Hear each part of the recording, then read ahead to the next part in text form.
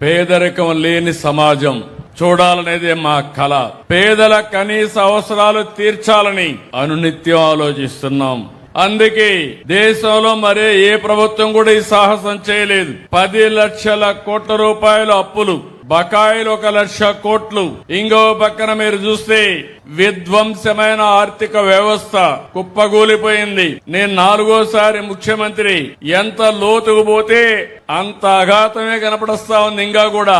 కానీ మాకు మనోధైర్యం ఉంది.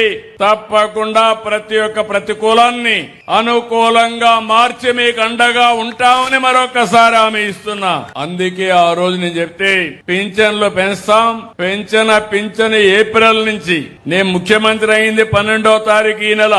ఏప్రిల్ మే కూడా కలిపి మీ అందరికి పింఛన్లు బకాయిలు కూడా ఇచ్చిన ఘనత ఎన్డీఏ ప్రభుత్వాన్ని. 4,000 రూపాయలు, 6,000 రూపాయలు, 10,000, 15,000 పూర్తిగా బెడ్కే పరిమితం అయితే 15,000 రూపాయలు ఇచ్చే ఏకైక ప్రభుత్వం భారతదేశంలో ఒక్క తెలుగుదేశం ఎన్డీఏ ప్రభుత్వమే.